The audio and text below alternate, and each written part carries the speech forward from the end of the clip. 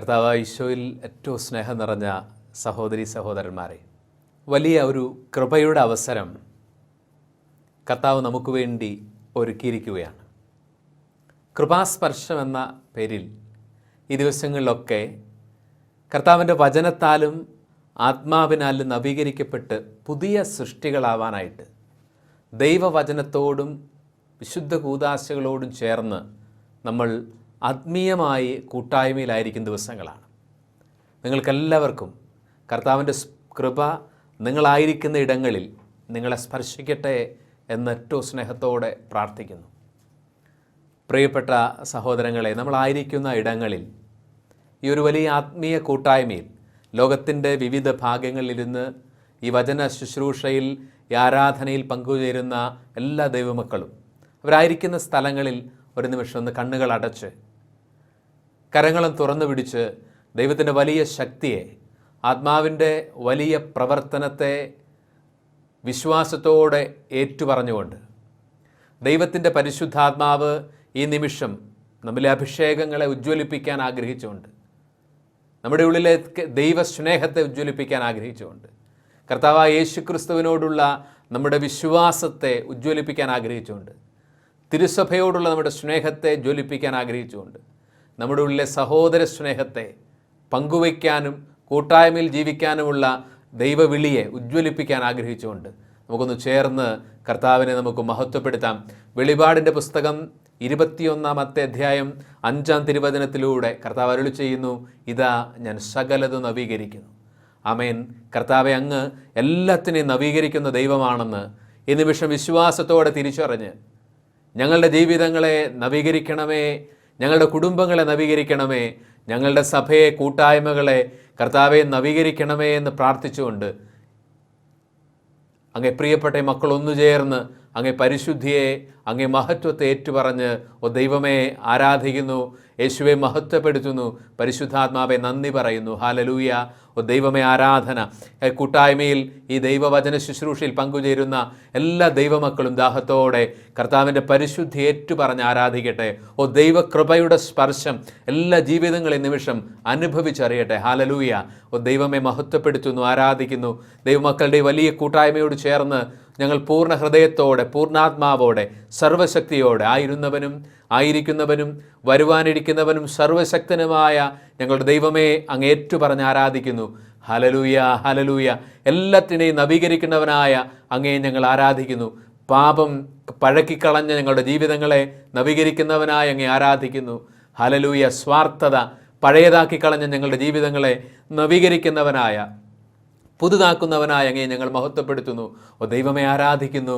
Hallelujah, ഹല്ലേലൂയ. യേശുവേ ആരാധന, ആരാധന, ആരാധന. ഓ ദൈവമേ നന്ദി പറയുന്നു. ഹല്ലേലൂയ. പ്രിയ സഹോദരങ്ങളെ, നമ്മുടെ ഒരു ആത്മീയമായ നവീകരണത്തിന് വേണ്ടി നമ്മൾ ഏറ്റവും അധികം ആഗ്രഹിക്കുന്ന ഒരു കാലഘട്ടം, ദൈവം അതിനുവേണ്ടി നമുക്ക് ഒരുക്കിയ ഒരു കൃപയുടെ അവസരമാണ് യഥാർത്ഥത്തിൽ ഈ നോമ്പുകാലം എന്ന് പറയുന്നത്. അതുകൊണ്ട് തന്നെ ഈ നോമ്പുകാലത്തിൽ ദൈവവചനത്തിൻ്റെയും ദിവ്യകാരുണ്യത്തിൻ്റെയും വിശുദ്ധ കൂദാശകളുടെയും സമീപത്ത് കൂടുതലായിരിക്കുന്ന മനുഷ്യരെല്ലാം ദൈവത്തിൻ്റെ കൃപയുടെ വലിയ സ്പർശം അവരുടെ ജീവിത മേഖലകളിൽ അനുഭവിച്ചറിയാനുള്ളൊരവസരമാണ് കർത്താവ് ഒരുക്കുന്നത്. കൃപ ഒരു വ്യക്തിയെ സ്പർശിക്കുമ്പോഴാണ് യഥാർത്ഥത്തിൽ ആ വ്യക്തിയുടെ ഇതുവരെയുള്ള ജീവിത മേഖലകളെല്ലാം നവീകരിക്കപ്പെട്ടതായിട്ട്, പുതുതായിട്ട് മാറുന്ന അനുഭവത്തിലൂടെ കടന്നു പോകുന്നു. ഒന്നും മാജിക്കിലൂടെ മാറ്റപ്പെടുകയല്ല. കൃപ ഒരു വ്യക്തിയെ തൊടുമ്പോൾ അത് രോഗാവസ്ഥയാവാം, സാമ്പത്തിക പ്രതിസന്ധികളാവാം, കുടുംബജീവിതത്തിലെ പ്രതിസന്ധികളോ പ്രശ്നങ്ങളോ ആവാം, സാമൂഹിക ഇടങ്ങളിൽ ജോലിസ്ഥലങ്ങളിലുള്ള വലിയ പ്രതിസന്ധികളാവാം. പക്ഷേ ദൈവകൃപ നമ്മളെ തൊട്ട് കഴിയുമ്പോൾ അവിടെയെല്ലാം പുതിയ ഒരു ചൈതന്യത്തോടെ വ്യാപരിക്കാൻ, ഒരു പുതിയ സ്നേഹത്തോടെ വ്യാപരിക്കാനുള്ള വലിയൊരു അഭിഷേകമാണ് നമുക്ക് കിട്ടുന്നത്. ഈ കൃപയുടെ സ്പർശനത്തിന് വേണ്ടി നമുക്ക് ഏറ്റവും അധികം ഒരുങ്ങാനുള്ള ഒരു കാലമാണ് ഈ നോമ്പുകാലം എന്ന് പറയുന്നത്. വെളിപാടിൻ്റെ പുസ്തകം 21-ാം അധ്യായം 5-ാമത്തെ തിരുവചനമാണ്. കർത്താവ് പറയുന്നു, ഇതാ ഞാൻ സകലതും നവീകരിക്കുന്നവനാണ്. നമ്മൾ വിശ്വസിക്കുന്ന ദൈവത്തിൻ്റെ ഒരു വലിയ പ്രത്യേകതയാണ്, അവിടുന്ന് എല്ലാത്തിനെയും പുതുതാക്കുന്ന ഒരു ദൈവമാണ്. പുതിയ ആകാശത്തെ രൂപപ്പെടുത്തുന്നവനാണ് ദൈവം. ഭൂമിയെ നവീകരിച്ച് പുതുതാക്കുന്നവനാണ് ദൈവം. മനുഷ്യ ഹൃദയങ്ങളെ നവീകരിച്ച് പുതിയ ഹൃദയം നിക്ഷേപിക്കുന്നവനാണ് ദൈവം. മനുഷ്യൻ്റെ സ്നേഹങ്ങളെ നവീകരിച്ച് വിശുദ്ധീകരിച്ച് പുതിയ സ്നേഹം നിക്ഷേപിക്കുന്നവനാണ് ദൈവം. അപ്പോൾ നമ്മൾ വിശ്വസിക്കുന്ന ദൈവം സകലത്തിനെയും പുതുതാക്കുന്ന, നവീകരിക്കുന്ന ഒരു ദൈവമാണ്. നമ്മുടെ മനുഷ്യ ജീവിതത്തിൽ നമ്മൾ അഭിമുഖീകരിക്കുന്ന വലിയൊരു യാഥാർത്ഥ്യം, അനുദിന ജീവിതവുമായി ബന്ധപ്പെട്ട ഒരു യാഥാർത്ഥ്യം, നമ്മൾ ഈ കാലത്ത് നമ്മുടെ ജീവിതത്തിൽ നമ്മൾ ഇടപഴകുന്ന, നമ്മൾ ഉപയോഗിക്കുന്ന സകല വസ്തുക്കളും പഴയതാകുമെന്നുള്ളതാണ്. നമ്മൾ ഉപയോഗിക്കുന്ന വസ്ത്രങ്ങളാവട്ടെ, നമ്മുടെ വാഹനങ്ങളാവട്ടെ, നമ്മുടെ മൊബൈൽ ഫോണുകളാവട്ടെ, വീടുകളാവട്ടെ, മനുഷ്യ ജീവിതത്തിലെ വളരെ അടിസ്ഥാനപരമായ ഒരു യാഥാർത്ഥ്യമാണ്. നമ്മൾ പരിചയിക്കുന്ന, ഉപയോഗിക്കുന്ന സകല സാധനങ്ങളും കുറച്ച് കഴിയുമ്പോൾ പഴയതാവും. പ്രപഞ്ചത്തിലൊരു നിയമമാണ്, പുതിയതെല്ലാം പഴയതാവും കുറച്ച് കഴിയുമ്പോൾ. നമ്മൾ ഉപയോഗിക്കുന്ന ഒരു വസ്തുക്കൾ പഴയതാവുമ്പോൾ ഉണ്ടാകുന്ന മാറ്റങ്ങൾ എന്തൊക്കെയായിരിക്കും? ഒരു വസ്തു പഴയതാകുകയാണെന്ന് ചിന്തിക്കുക.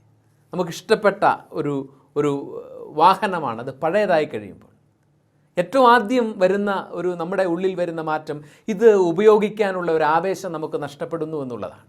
ഒരു പുതിയ ഡ്രസ്സ് ധരിച്ചുകൊണ്ടൊരു സ്ഥലത്ത് പോകുന്നത് പോലെയോ ഒരു പുതിയ വാഹനം കൊണ്ട് നമ്മൾ പോകുന്ന പോലെ അല്ല, വളരെ പഴകിക്കഴിഞ്ഞ ഒരു വാഹനമോ ഒരു വസ്ത്രമോ കൊണ്ട് നമ്മൾ പൊതുസ്ഥലത്ത് സമൂഹത്തിലേക്ക് ഇറങ്ങുന്നത്. നമുക്ക് ഈ പഴയതാകുന്നത് കൊണ്ട് തന്നെ അത് ഉപയോഗിക്കാനുള്ള ഒരു ആവേശം നമുക്ക് നഷ്ടപ്പെടുകയാണ്. ഈ വസ്തുവിനോടുള്ള ഒരു ഇഷ്ടം നമുക്ക് നഷ്ടപ്പെടുകയാണ്. രണ്ടാമത്, ഈ പഴയ സാധനം എപ്പോഴും നമ്മൾ ഓർക്കുന്നത് ഇതെങ്ങനെയെങ്കിലും ഒന്ന് മാറ്റണം എന്നുള്ളതാണ്. അപ്പോൾ പഴകുന്ന വസ്തുക്കൾ കുറച്ച് കഴിയുമ്പോൾ സാധാരണഗതിയിൽ നമ്മുടെ ജീവിതത്തിനൊരു ബാധ്യതയായിട്ട് മാറാറുണ്ട്. പഴയതൊക്കെ നമുക്കൊരു ബാധ്യതയായിട്ട് മാറുകയാണ്. അപ്പോൾ ഒന്നാമത്തെ അടയാളം എന്ന് പറയുന്നത്, ഇത് നമുക്ക് അത് ഉപയോഗിക്കാനുള്ള ആവേശം, അതിനോടുള്ള ഇഷ്ടം നഷ്ടപ്പെടുന്നു. രണ്ട്, ഇത് നമുക്കൊരു ബാധ്യതയായിട്ട് മാറുകയാണ്. മൂന്നാമത്, അത് ഉപയോഗിക്കുമ്പോൾ നമുക്കൊരു സന്തോഷവും തോന്നുന്നില്ല. ഒരു വളരെ പഴകിയ വാഹനം ഉപയോഗിക്കുമ്പോൾ നമുക്ക് എന്ത് സന്തോഷമാണ് തോന്നുന്നത്. പുതിയ വാഹനം ഉപയോഗിക്കുമ്പോഴുള്ളൊരു സന്തോഷം, ഒരു പുതിയ വസ്തു, പുതിയ വീട്ടിൽ താമസിക്കുന്ന സന്തോഷം പഴകിയ ഒരു വീട്ടിൽ താമസിക്കുമ്പോൾ ഉണ്ടാവുമോ? അപ്പോൾ പഴകിയ വസ്തുക്കളൊക്കെ ഉപയോഗിക്കുമ്പോൾ അതിനാദ്യം ഉപയോഗിച്ചപ്പോഴുള്ള, പുതിയതായിരുന്നപ്പോൾ ഉപയോഗിച്ചപ്പോഴുള്ള സന്തോഷം നമുക്ക് നഷ്ടപ്പെടുന്നുണ്ട്. അപ്പം നമ്മൾ ശ്രദ്ധിച്ചാലും ഇല്ലെങ്കിലും നമ്മൾ പരിചയിക്കുന്ന, നമ്മൾ ഉപയോഗിക്കുന്ന എല്ലാ വസ്തുക്കളും പഴയതാവുമ്പോൾ 3 മാറ്റങ്ങൾ നമ്മുടെ അനുഭവത്തിൽ നമ്മുടെ ഉള്ളിലുണ്ടാവുന്നുണ്ട്. ഒന്ന്, നമുക്കത് ഉപയോഗിക്കാനുള്ള ആവേശം, അതിനോടുള്ള ഇഷ്ടം നഷ്ടപ്പെടുന്നു. രണ്ട്, ഇത് നമുക്കൊരു ബാധ്യതയായിട്ട്, ഒരു മടുപ്പിക്കുന്ന അനുഭവമായിട്ട് മാറുന്നു. മൂന്നാമത്, അത് ഉപയോഗിക്കുമ്പോൾ നമുക്കൊരു സന്തോഷവും തോന്നുന്നില്ല. പ്രിയപ്പെട്ടവരെ, വസ്തുക്കളെക്കുറിച്ചല്ല നമ്മൾ ആകുലപ്പെടുന്നത്, നമ്മൾ സംസാരിക്കുന്നത്. മറിച്ച് നമ്മുടെ ജീവിതങ്ങളെക്കുറിച്ചാണ് യഥാർത്ഥത്തിൽ, നമ്മളെക്കുറിച്ചാണ് യഥാർത്ഥത്തിൽ നമ്മൾ ദൈവവചനത്തിൻ്റെ മുമ്പിൽ നിന്ന് ധ്യാനിക്കുകയും ചിന്തിക്കുകയൊക്കെ ചെയ്യേണ്ടത്. വസ്തുക്കൾ പഴകുമ്പോൾ ഉണ്ടാവുന്ന ഈ മാറ്റത്തിൻ്റെ അടയാളങ്ങൾ നമ്മുടെ ജീവിതത്തിൽ ഉണ്ടാവുന്നില്ലേ? വസ്തുക്കൾക്ക് മാത്രമേ പഴക്കം സംഭവിക്കുന്നുള്ളൂ. അത് ഉപയോഗിക്കുന്ന നമ്മുടെ ഉള്ളിലും നമ്മുടെ ജീവിതങ്ങൾക്കും പഴക്കം തട്ടുന്നില്ലേ? നമ്മുടെ ജീവിതത്തിന് പഴക്കം തട്ടി ജീവിതം പഴയതായി എന്ന്, അല്ലെങ്കിൽ ജീവിതത്തിന്, മനസ്സിന്, ആത്മാവിന് വാർദ്ധക്യം ബാധിച്ചിരിക്കുന്നു എന്ന് എങ്ങനെയാണ് തിരിച്ചറിയുന്നത്? ഞാൻ ശാരീരികമായ മനുഷ്യ ശരീരത്തിൻ്റെ പ്രത്യേകതകളായ ജരാനരകളെക്കുറിച്ചല്ല പറയുന്നത്. മനസ്സിന് അകാലത്തിൽ വാർദ്ധക്യം ബാധിച്ചിരിക്കുന്നു, ജീവിതത്തിന് പഴക്കം തട്ടിയിരിക്കുന്നു എന്ന് എങ്ങനെയാണ് നമ്മൾ തിരിച്ചറിയുന്നത്? ഒരു വസ്തു പഴയതായപ്പോൾ നമ്മിൽ വന്ന മാറ്റങ്ങളൊക്കെ ജീവിതത്തെ സംബന്ധിച്ചും അർത്ഥവത്താണ്. ജീവിതത്തിന് പഴക്കം തട്ടിത്തുടങ്ങിയെന്ന് നമ്മൾ എപ്പോൾ തിരിച്ചറിയുന്നു? നമുക്ക് നമ്മുടെ ഈ ജീവിതത്തോടുള്ള ഒരു ഇഷ്ടം, ആവേശം നഷ്ടപ്പെടുകയാണ്. ജീവിക്കാനുള്ള ആഗ്രഹവും ആവേശവും നഷ്ടപ്പെടുന്നു എന്നുള്ളത് മനുഷ്യ ജീവിതത്തിലെ ഏറ്റവും വലിയ അപകടങ്ങളിലൊന്നാണ്. ഇന്ന് അനേക മനുഷ്യരുണ്ട്, ജീവിതത്തിൻ്റെ ആവേശങ്ങൾ അവർക്ക് നഷ്ടപ്പെടുന്നു. അവരുടെ ജീവിതത്തെ തന്നെ അവർക്ക് ഇഷ്ടപ്പെടാൻ പറ്റാതെ പോകുന്നതാണ്. ജീവിക്കാനുള്ള ഒരു ആവേശം നഷ്ടപ്പെടുകയാണ്. ഒരുപക്ഷെ അത് ജീവിതത്തിലുണ്ടാവുന്ന ഏതെങ്കിലും ആഘാതങ്ങളുടെ പേരിലാവാം. പ്രതീക്ഷിച്ചതുപോലെയോ സ്വപ്നം കണ്ടതുപോലെയോ ജീവിതത്തിൽ ഒരിടത്തും നമ്മൾ എത്തിപ്പെടാതെ പോയതുകൊണ്ടാവാം. നമുക്ക് മറ്റുള്ളവർക്ക് ലഭിച്ചതുപോലെ അവസരങ്ങളുടെ വാതിൽ തുറന്നു കിട്ടിയില്ലാത്തതുകൊണ്ടാവാം. ഇങ്ങനെ പല കാരണങ്ങൾ, ഒരുപക്ഷെ രോഗങ്ങളാവാം, സ്നേഹബന്ധങ്ങൾ തകർന്നു പോയതാവാം, പ്രിയപ്പെട്ടവരാൽ അവഗണിക്കപ്പെടുന്നതാവാം. 100 കാരണങ്ങൾ നമുക്ക് ഒരുപക്ഷെ കണ്ടുപിടിക്കാൻ പറ്റും ജീവിതത്തിന് പഴക്കം തട്ടിയിട്ടുണ്ട്, ജീവിതത്തോടുള്ള ആവേശം നഷ്ടപ്പെട്ടു പോയത്. പ്രിയപ്പെട്ടവരെ, ജീവിതത്തിന് പഴക്കം തട്ടി തുടങ്ങി നമ്മൾ ഇന്ന് അനുഭവിക്കുന്ന ഈ ജീവിക്കാനുള്ള ആവേശമില്ലായ്മ, നമുക്ക് നമ്മളെ തന്നെ സ്നേഹിക്കാൻ പറ്റാതെ പോകുന്ന അവസ്ഥ, നമ്മുടെ ജീവിതത്തിനും പഴക്കം തട്ടി എന്നുള്ളതിൻ്റെ ഒരു അടയാളമാണ്. രണ്ടാമത്, ഇന്ന് അനേകർക്ക് അവരുടെ ജീവിതം ഒരു ബാധ്യതയായിട്ട് മാറുകയാണ്. മടുപ്പിക്കുന്ന അനുഭവം, മരിച്ചാൽ മതി എന്ന് ചിന്തിക്കുന്ന ധാരാളം ആളുകൾ, മരണത്തെ സ്വപ്നം കാണുന്ന ആളുകൾ, മക്കളില്ലായിരുന്നെങ്കിൽ മരിച്ചേനെ എന്ന് ചിന്തിക്കുന്ന ആളുകൾ, ഇങ്ങനെ ജീവിതം ഒരു മടുപ്പിക്കുന്ന, ജീവിതത്തിൻ്റെ ഓരോ അനുഭവങ്ങളും മുന്നോട്ട് ജീവിക്കാനുള്ള ഊർജമോ സന്തോഷമോ തരാത്ത വിധം സ്വന്തം ജീവിതം തന്നെ ഒരു ബാധ്യതയായിട്ട്, ഭാരമായിട്ട് മാറുന്ന അനേകം മനുഷ്യരുണ്ട്. ജീവിതത്തിന് പഴക്കം തട്ടിത്തുടങ്ങി എന്നുള്ളതിൻ്റെ പ്രത്യക്ഷമായ അടയാളങ്ങളിലൊന്നാണത്. ഇന്ന് അനേകർ എല്ലാം ഉണ്ടായിട്ടും സങ്കടങ്ങളുടെ നടുവിൽ ജീവിക്കുന്ന മനുഷ്യരാണ്, ദുഃഖങ്ങളെ താലോലിച്ച് ജീവിക്കുന്ന മനുഷ്യരാണ്. മനുഷ്യരിൽ അനേകർക്ക് ഒരു ചിന്തയുണ്ട്, ജീവിതത്തിൽ സന്തോഷിക്കുന്നതിനേക്കാൾ സങ്കടപ്പെടുന്നത് ഒരു ഹരമായിട്ട് കൊണ്ട് നടക്കുന്ന ആളുകളുണ്ട്. എല്ലാം തികഞ്ഞിട്ട് ഈ ലോകത്ത് ആരും സന്തോഷിച്ചിട്ടില്ലല്ലോ.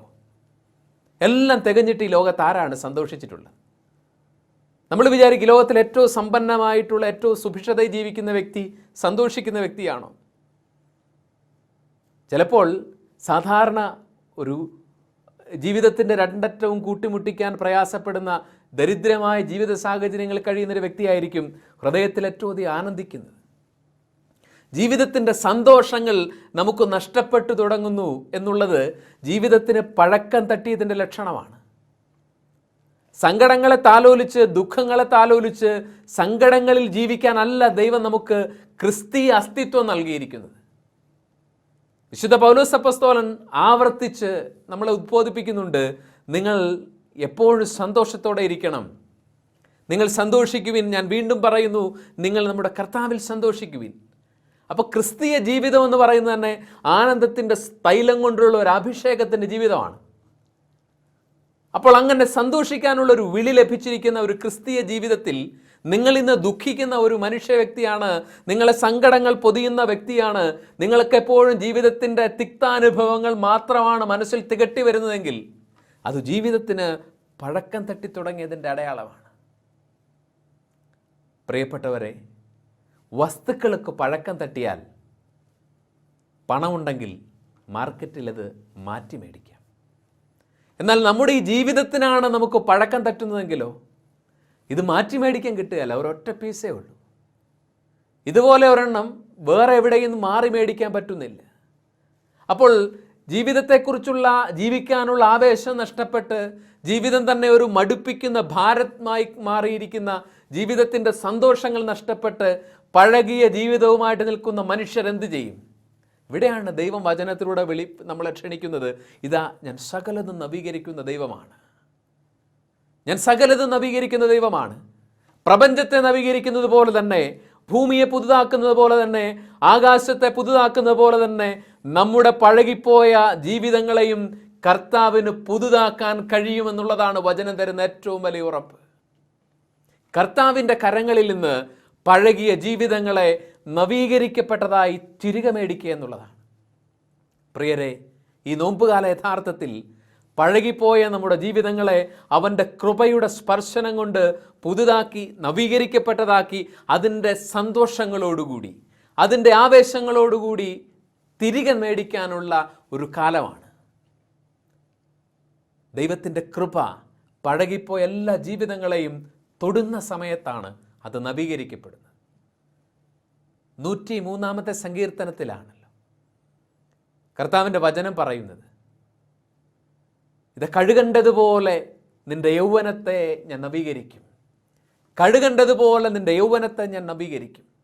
ദൈവം സദാ നവീകരിക്കുന്നവനായ, എല്ലാത്തിനെയും പുതുതാക്കുന്നവനായ ഒരു ദൈവത്തിലാണ് നമ്മൾ വിശ്വസിക്കുന്നത്. അവിടുത്തെ കൃപയ്ക്കാണ് പഴക്കം തട്ടിയ എല്ലാ ജീവിതങ്ങളെയും പുതുതാക്കാൻ, പുതിയ സ്നേഹവും പുതിയ സന്തോഷവും നിറയ്ക്കാൻ അവിടുത്തെ കൃപയുടെ സ്പർശനത്തിനാണ് സാധിക്കുന്നത്. അപ്പോൾ ഈ നോമ്പുകാലത്തിൽ ഇതിൻ്റെ തുടക്ക ദിവസങ്ങളിൽ ആ ദൈവകൃപയുടെ സ്പർശനത്തിനു വേണ്ടി നമുക്ക് ദാഹത്തോടെ ആഗ്രഹിക്കാം. യെശയ്യായുടെ പ്രവചനം 40-ാം അധ്യായം 31-ാമത്തെ തിരുവചനത്തിൽ പറയുന്നില്ലേ, ദൈവത്തിൽ ആശ്രയിക്കുന്നവർ വീണ്ടും ശക്തി പ്രാപിക്കും, അവർ കഴുകന്മാരെ പോലെ ചിറകടിച്ചുയരും, അവർ ഓടിയാൽ തളരുകയില്ല, അവർ നടന്നാൽ ക്ഷീണിക്കുകയുമില്ല. ഓടിയാൽ തളരാത്ത വിധത്തിൽ, നടന്നാൽ ക്ഷീണിക്കാത്ത വിധത്തിൽ മനുഷ്യനെ പുതിയ ശക്തി നിറയ്ക്കുന്നത് ദൈവത്തിൻ്റെ കൃപയുടെ സ്പർശനത്തിനാണ്. എങ്ങനെയാണ്, എപ്പോഴാണ് ഈ ദൈവകൃപ ജീവിതങ്ങളെ, പഴകിപ്പോയ ജീവിതങ്ങളെ സ്പർശിച്ച് പുതുതാക്കുന്നത് എപ്പോഴാണ്? അതല്ലെങ്കിൽ ദൈവത്തിൻ്റെ കൃപയുടെ സ്പർശനത്താൽ നവീകരിക്കപ്പെടാൻ, പുതുതാക്കപ്പെടാൻ നമ്മൾ എന്തു ചെയ്യണം?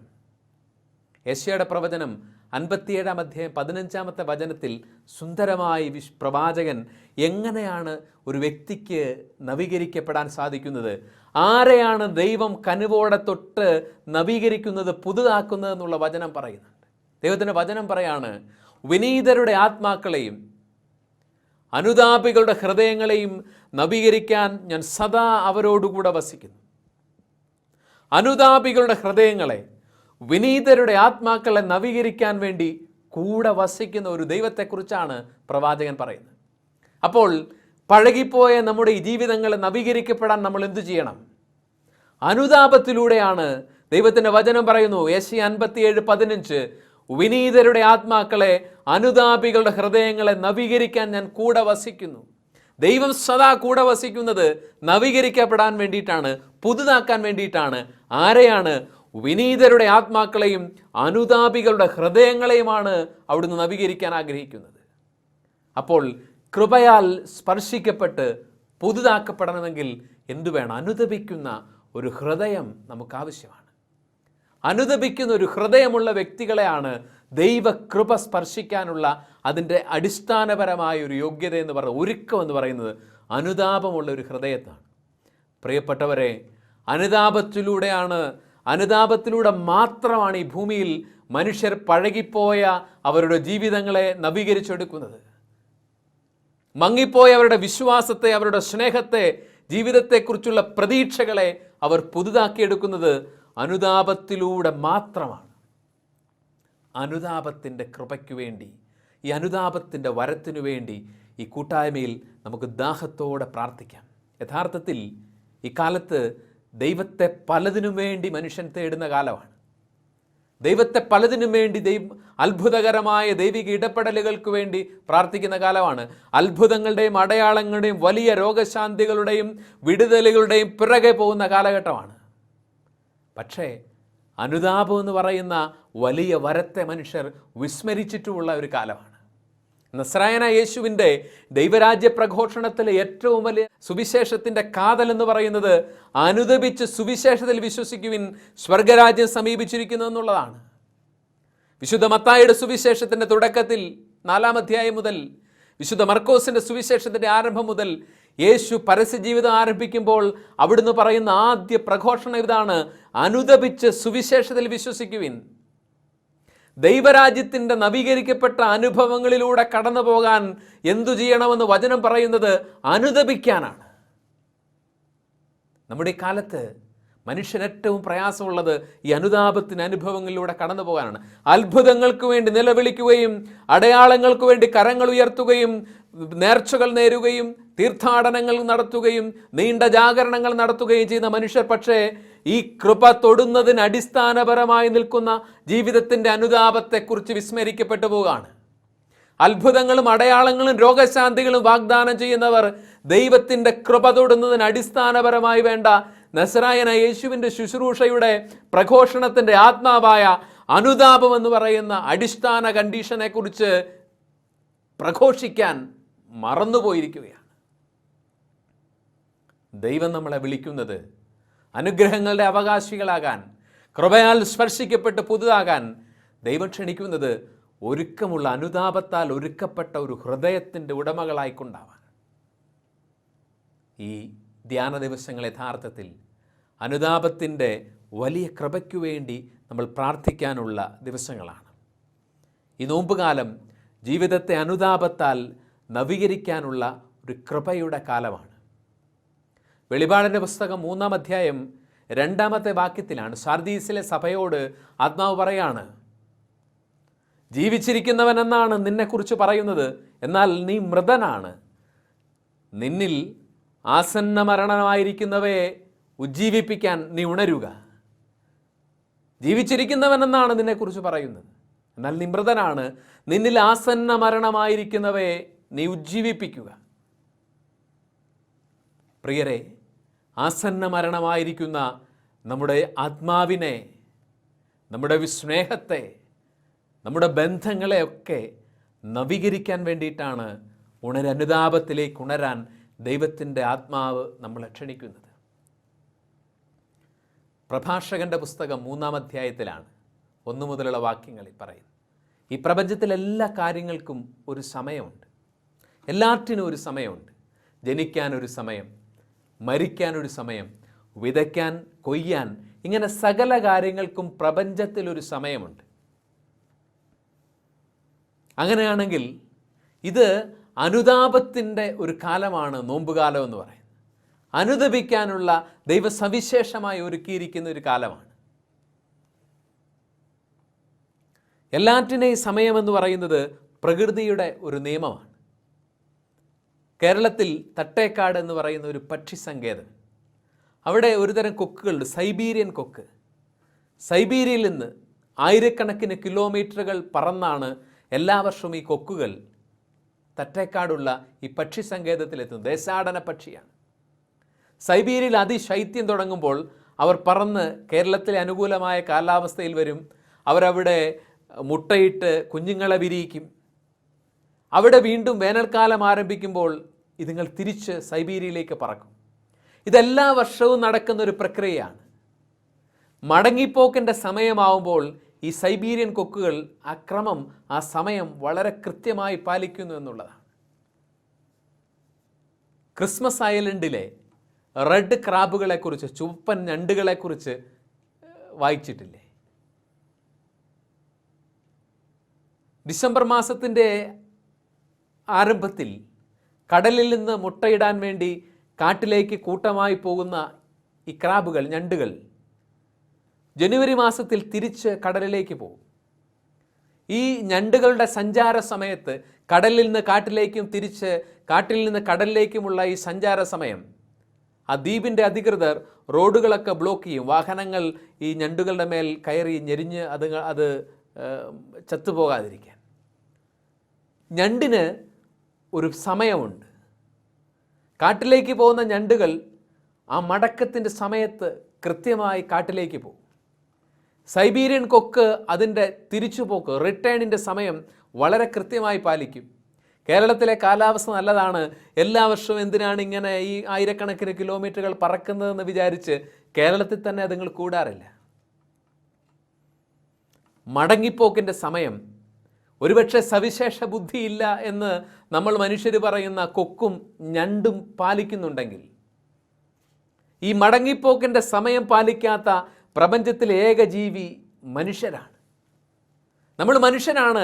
അനുതാപത്തിന് ദൈവം ആവർത്തിച്ചു വിളിച്ചാലും ഹൃദയം കഠിനമാക്കിക്കൊണ്ട് തിരിച്ചുപോക്കിൻ്റെ സകല സമയങ്ങളും തെറ്റിച്ചിട്ട് പാപത്തിൽ, അന്ധകാരത്തിൽ, ദുഃഖത്തിൽ നമ്മൾ കഴിയുന്ന ഏക ജീവി മനുഷ്യരാണ്. ജെറമ്യാ 8:7 ദൈവസങ്കടത്തോടെ വിലപിക്കുന്നത്, ആകാശത്തു പറക്കുന്ന മീവൽ പക്ഷിയും കൊക്കും മാടപ്രാവും അതിൻ്റെ സമയം പാലിക്കുന്നു, എൻ്റെ ജനത്തിനത് അറിഞ്ഞുകൂടാ. മാനസാന്തരപ്പെടാനുള്ള ദൈവത്തിൻ്റെ ക്ഷണത്തെ, അനുദപിക്കാൻ ദൈവം ഒരുക്കിയിരിക്കുന്ന അവസരങ്ങളെ, കാലങ്ങളെ അവഗണിച്ചിട്ട് പാപത്തിൽ, ദുഃഖത്തിൽ, അന്ധകാരത്തിൽ കഴിയുന്ന മനുഷ്യരെ ഓർത്തിട്ടാണ് ദൈവം വിലപിക്കുന്നത്. ആകാശത്ത് പറക്കുന്ന മീവൽ പക്ഷിയും മാടപ്രാവും ചെങ്ങാലിയും വരെ അതിൻ്റെ മടങ്ങിപ്പോക്കിൻ്റെ സമയം പാലിക്കുന്നെങ്കിൽ എൻ്റെ ജനത്തിന് മാത്രം അത് അറിഞ്ഞുകൂടാ. പ്രിയരെ, മടങ്ങിപ്പോക്കിൻ്റെ സമയം പാലിക്കാത്ത നമ്മുടെ ഹൃദയ കാഠിന്യങ്ങളെക്കുറിച്ചാണ് ഈ നോമ്പുകാലം നമ്മളെ ഓർപ്പിക്കുന്നത്. ഇത് മടങ്ങി വരാനുള്ള ദൈവത്തിൻ്റെ കൃപയിലേക്ക്, അനുതാപത്തിൻ്റെ കൃപ നിറഞ്ഞ ദിവസങ്ങളിലേക്ക് തിരികെ വരാനുള്ള ഒരു സമയമാണ് ഈ നോമ്പുകാലം എന്ന് പറയുന്നത്.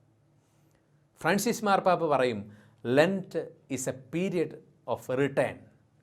നോമ്പുകാലം മടങ്ങിപ്പോക്കിൻ്റെ കാലമാണ്. ഓരോ മടങ്ങിപ്പോക്കിലും 3 കാര്യങ്ങളുണ്ട്: റിഫ്ലക്റ്റ്, റിപ്പൻറ്റ് ആൻഡ് റിട്ടേൺ. ധൂർത്തപുത്രൻ്റെ ഉപമയിൽ ഇതെത്ര സുന്ദരമായി കർത്താവ് ആഖ്യാനം ചെയ്തിട്ടുണ്ട്.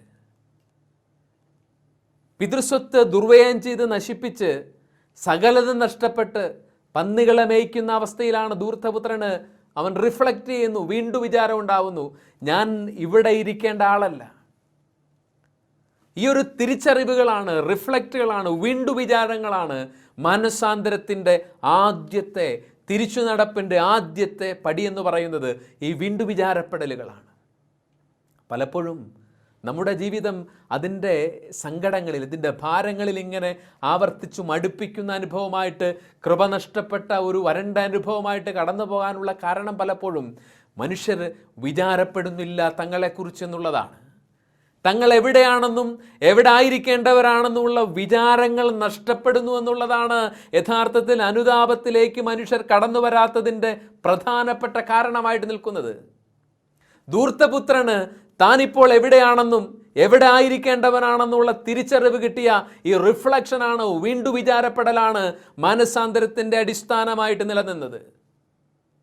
ഈ നോമ്പുകാലത്തെ യഥാർത്ഥത്തിൽ വിചാരപ്പെടലുകൾ നടക്കട്ടെ. നമ്മുടെ പഴകിപ്പോയ ജീവിതാവസ്ഥകളെക്കുറിച്ച് വീണ്ടും വിചാരപ്പെടുന്നതാണ് ദൈവത്തിന് നവീകരിക്കാൻ ഇടപെടാൻ തക്ക വിധം ഹൃദയം അനുതാപം കൊണ്ട് നിറയ്ക്കാനുള്ള ആദ്യത്തെ പടി എന്ന് പറയുന്നത്. ധൂർത്തപുത്രൻ പിതാവിൻ്റെ ഭവനത്തെക്കുറിച്ച് ആലോചിച്ചപ്പോഴാണ്, ആ ഓർമ്മയാലാണ്, നഷ്ടപ്പെട്ട കൃപയുടെ ദിനങ്ങളെക്കുറിച്ചുള്ള ഓർമ്മയാലാണ് അവൻ അനുതാപത്തിലൂടെ കടന്നു പോകുന്നത്. ഓർമ്മകൾ, വിചാരപ്പെടലുകൾ തീർച്ചയായിട്ടും അനുതാപത്തിലേക്ക് കാരണമാകും. വിശ്വാസ ജീവിതത്തിൽ നിന്ന്, കൗദാശിക ജീവിതത്തിൽ നിന്ന് അകന്ന് പാപത്തിൻ്റെ, അവിശ്വാസത്തിൻ്റെ ഇരുട്ടിൽ കഴിയുന്ന വ്യക്തികൾ കൂദാശകളിലൂടെ സ്വയം ദാനം ചെയ്യുന്ന, വിശുദ്ധ കുർബാനയിലൂടെ സ്വയം ദാനം ചെയ്യുന്ന, വിശുദ്ധ കുമ്പസാരത്തിലൂടെ പാപഭാരങ്ങൾ ഏറ്റെടുക്കുന്ന, ആത്മീയ ജീവൻ പ്രദാനം ചെയ്യുന്ന നസ്രായനായ യേശുവിൻ്റെ സ്നേഹത്തെക്കുറിച്ച് ഓർമ്മിച്ചാൽ അവർ അനുതാപത്തിൻ്റെ കൃപയിലേക്ക് കടന്നു വരികയാണ്.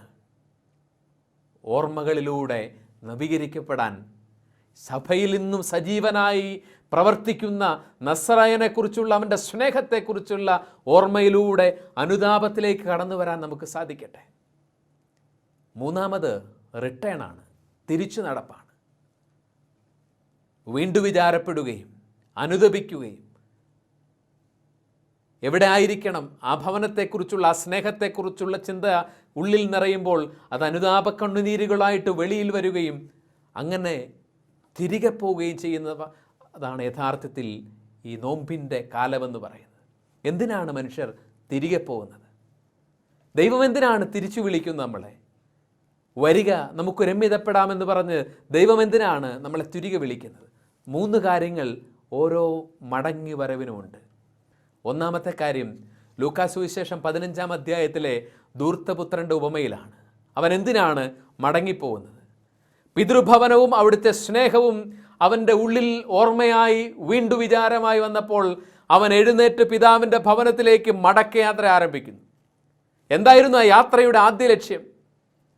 പിതാവിൻ്റെ മുമ്പിൽ ചെന്നിട്ട് മുട്ടുകുത്തി നിന്നിട്ട് ഏറ്റുപറയണം, പിതാവെ, അങ്ങയ്ക്കെതിരായും സ്വർഗത്തിനെതിരായി ഞാൻ തെറ്റു ചെയ്തു പോയി, നിന്റെ മകനെന്ന് വിളിക്കപ്പെടാൻ ഞാൻ ഇനി യോഗ്യനല്ല.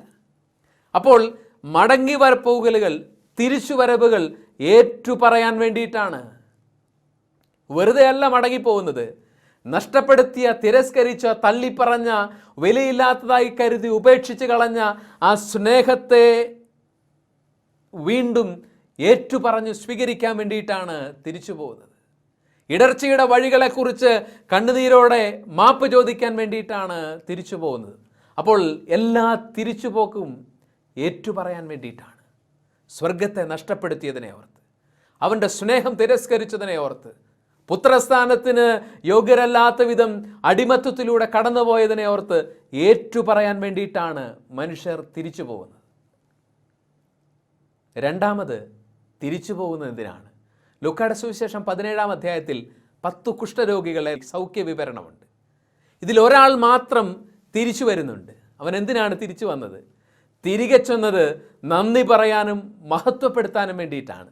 ലഭിച്ച സൗഖ്യത്തെ ഓർത്ത് നന്ദി പറയാനും സൗഖ്യകാരണക്കാരനായവനെ മഹത്വപ്പെടുത്താനും വേണ്ടിയിട്ടാണ് തിരിച്ചു വന്നത്. അപ്പോൾ അനുതാപത്തോടെയുള്ള ഈ നോമ്പുകാലത്തെ എല്ലാ തിരിച്ചുവരവുകളും അവന് നന്ദി പറയാനും അവൻ്റെ കൃപയോർത്ത് മഹത്വപ്പെടുത്താനും വേണ്ടിയിട്ടാണ്. തിരിച്ചു വന്ന് ദൈവത്തെ മഹത്വപ്പെടുത്തുക എന്നുള്ളതാണ് അനുതാപികളെ ദൈവം വിളിക്കുന്നതിൻ്റെ ലക്ഷ്യം. തിരികെ വന്ന് ഓരോ ദിവസവും അവിടുന്ന് തൊട്ട അനുഭവങ്ങളെ ഓർത്ത് നന്ദി പറയാനും മഹത്വപ്പെടുത്താനും വേണ്ടി തിരിച്ചു വരുന്നു. അപ്പോൾ തിരികെ വരുന്നത് ആദ്യം ഏറ്റുപറച്ചിലുകൾക്കാണെങ്കിൽ രണ്ടാമത് അത് നന്ദി പറഞ്ഞ് മഹത്വപ്പെടുത്തുന്നതിന് വേണ്ടിയിട്ടാണ്. മൂന്നാമത് ലൂക്കാ സുവിശേഷം 24-ാം അധ്യായത്തിലാണ് എമ്മാവൂസിലേക്ക് പോകുന്ന 2 ശിഷ്യന്മാർ. അവരാ സന്ധിയിൽ അവൻ അപ്പം മുറിക്കുമ്പോൾ അവനെ തിരിച്ചറിയുകയാണ്. ഉദ്ധിതൻ്റെ സജീവമായ സാന്നിധ്യം, ജീവൻ തുടിക്കുന്ന സാന്നിധ്യം തിരിച്ചറിഞ്ഞ് അവർ എന്താണ് ചെയ്തത്? അവർ തിരിച്ചുപോയി എമ്മാവൂസിൽ നിന്ന് ജെറുസലേമിലേക്ക്. ആ തിരിച്ചുപോക്ക് എന്തിനു വേണ്ടിയിട്ടായിരുന്നു? അവർ ജെറുസലേമിൽ ചെന്ന് 11 പേരോട് ഏറ്റുപറയുന്നത് ക്രിസ്തു ജീവിച്ചിരിക്കുന്നു എന്നുള്ള സന്ദേശം പറയാൻ വേണ്ടിയിട്ടാണ്. അപ്പോൾ നസ്രായനായ യേശുവിന് സാക്ഷ്യം കൊടുക്കാൻ വേണ്ടിയിട്ടാണ് തിരിച്ചുപോക്കുകൾ. യേശു ഇന്നും ജീവിക്കുന്നുണ്ട്, അവൻ ഇന്നും സഭയിലൂടെ പ്രവർത്തിക്കുന്നുണ്ട്, കൂദാശകളിലൂടെ പ്രവർത്തിക്കുന്നുണ്ട് എന്ന് സന്ദേശം പ്രഘോഷിക്കാൻ വേണ്ടിയിട്ടാണ്, സുവിശേഷത്തിൻ്റെ സത്യം പ്രഘോഷിക്കാൻ വേണ്ടിയിട്ടാണ് തിരിച്ചുപോക്കുകൾ. അപ്പോൾ ഈ നോമ്പുകാലത്ത് നമ്മൾ അനുതാപത്തിലൂടെ നമ്മളെ തന്നെ നവീകരിക്കുന്നതിന് വേണ്ടിയിട്ടാണ്, ഏറ്റുപറയാൻ വേണ്ടിയിട്ട്, നന്ദി പറഞ്ഞ് മഹത്വപ്പെടുത്താൻ വേണ്ടിയിട്ട്. നസ്രായനായ യേശു ഇന്നും ജീവിക്കുന്ന ദൈവമാണെന്ന് ലോകത്തോട് പ്രഘോഷിക്കാൻ വേണ്ടിയിട്ട്. അതിരുപക്ഷെ അവിശ്വാസത്തിലായിരിക്കുന്ന, സംശയങ്ങളിലായിരിക്കുന്ന നമ്മുടെ സഹോദരങ്ങളെ തന്നെ ശക്തിപ്പെടുത്താൻ വേണ്ടിയിട്ടാണ്. അവൻ ഇന്നും ജീവിക്കുന്നുവെന്ന് നമ്മുടെ ജീവിതങ്ങൾ കൊണ്ട് പ്രഘോഷിക്കാൻ വേണ്ടിയിട്ടാണ് മടങ്ങിപ്പോകലുകൾ. കർത്താവിൽ ഏറ്റവും പ്രിയപ്പെട്ടവരെ, ഈ കൃപയുടെ നോമ്പുകാലത്ത് നമ്മളെ തന്നെ നവീകരിക്കാൻ ദൈവം ഒരുക്കിയിരിക്കുന്ന ഈ ഒരു നോമ്പുകാലത്ത് നമുക്ക് നവീകരിക്കുന്നവനായ ദൈവത്തിൽ നമുക്ക് ശരണപ്പെടാം. അവിടുത്തേക്ക് നമ്മുടെ ജീവിതത്തെ പുതുതാക്കാൻ കഴിയുമെന്ന് നമുക്ക് വിശ്വസിക്കണം. പഴകിയ ജീവിതത്തിൻ്റെ ലക്ഷണങ്ങളോടുകൂടി കടന്നു പോകുന്നവരാണ് നമ്മളെങ്കിൽ, ജീവിക്കാനുള്ള ആവേശം നഷ്ടപ്പെട്ട്, ജീവിതത്തോടുള്ള ഇഷ്ടം നഷ്ടപ്പെട്ട്, പഴക്കം തട്ടിയ ബന്ധങ്ങളുമായി, അത് കുടുംബത്തിലെ ദാമ്പത്യ ബന്ധങ്ങളാവാം, സഹോദര ബന്ധങ്ങളാവാം, സ്നേഹബന്ധങ്ങളാവാം, ഒക്കെയും അടുപ്പിക്കുന്നതും ഭാരം നിറഞ്ഞതുമായ ഒരു അനുഭവങ്ങളായിട്ട് നമ്മളിങ്ങനെ ചുമന്നുകൊണ്ടു പോകുന്ന അവസ്ഥയാണെങ്കിൽ, കർത്താവിന് നമ്മുടെ ജീവിതത്തിൽ ഇടപെടാൻ ആഗ്രഹമുണ്ട്. അവൻ നമ്മുടെ ജീവിതത്തിൽ ഇടപെടാൻ ആഗ്രഹമുണ്ട്. കാരണം അവൻ സകലതിനെയും നവീകരിക്കുന്ന ഒരു ദൈവമാണ്. അവൻ ആകാശത്തെയും ഭൂമിയെയും സൃഷ്ടപ്രപഞ്ചത്തെയും മനുഷ്യഹൃദയങ്ങളെയും നവീകരിക്കുന്ന ഒരു ദൈവമായതുകൊണ്ട് തന്നെ പഴകിയ ഈ ജീവിതങ്ങളെ അവൻ്റെ കരങ്ങളിലേക്ക് നമുക്ക് സമർപ്പിക്കാം. അനുതാപികളുടെ ഹൃദയത്തെ, വിനീതരുടെ ആത്മാക്കളെ നവീകരിക്കാനാണ് അവൻ സദാ കൂടെ വസിക്കുന്നത്. ഇത് നമുക്ക് അനുതാപത്തിൻ്റെ തിരിച്ചുപോക്കിൻ്റെ ഒരു കാലമാവട്ടെ. Lent is a period of return. തിരിച്ചുപോക്കിൻ്റെ കാലഘട്ടമാണ്. ഏറ്റുപറയാൻ, നന്ദി പറഞ്ഞു മഹത്വപ്പെടുത്താൻ, അവൻ ഇന്നും ജീവിക്കുന്നുവെന്ന് സാക്ഷ്യപ്പെടുത്താനുള്ള വലിയ സുവിശേഷ ദൗത്യത്തിന് വേണ്ടിയിട്ടാണ് ഈ തിരിച്ചുപോക്ക് നാം നടത്തുന്നത്.